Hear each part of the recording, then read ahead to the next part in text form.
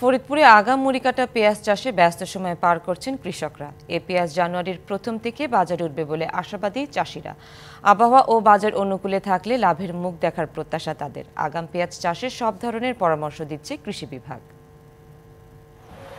মাঠ জুড়ে সবুজ পেঁয়াজের সমারোহ। ফরিদপুর উপজেলার চর মাধবদিয়া, ডিগ্রির চর, নর্থ চ্যানেল ও আলিয়াবাদে উল্লেখযোগ্য হারে মুড়িকাটা পেঁয়াজের আবাদ হচ্ছে। পেঁয়াজ উৎপাদনে দ্বিতীয় অবস্থানে থাকা ফরিদপুর জেলার চাহিদা মিটিয়ে চলে যায় সারা দেশে।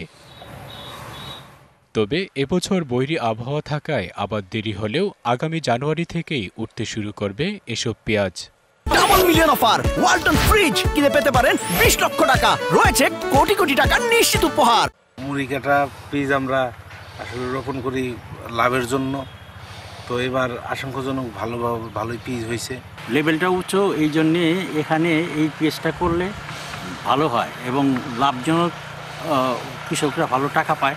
দিলে খুব ভালো আছে বীজ, তাই আশা করতে যদি কৃষকের ফেলে চায় সরকার, তাহলে কৃষক বাঁচবে। কৃষি বিভাগ জানিয়েছে এবছর ৫,৩০০ হেক্টর জমিতে ৭৬,৮০০ মেট্রিক টন মুড়িকাটা পেঁয়াজ আবাদের লক্ষ্যমাত্রা পূরণে সক্ষম হয়েছে। আশা করি এখান থেকে প্রায় আমরা ৭৬,৮০০ মেট্রিক টন পেঁয়াজ আমরা এখানে উৎপাদন করতে সক্ষম হব। বৃষ্টির জন্য মৌসুমটা একটু দেরিতে শুরু হওয়ার জন্য কৃষক যে কাঙ্ক্ষিত সময় এটা লাগাতে পারে নাই, যার জন্য একটু দেরিতে এটা আসবে। বরাবরের মতোই মুড়িকাটা পেঁয়াজ পাইকারি ও খুচরা বাজারে বিশেষ চাহিদা রাখবে। এতে বাজার দরে সমন্বয় হবে বলে আশা কৃষকের।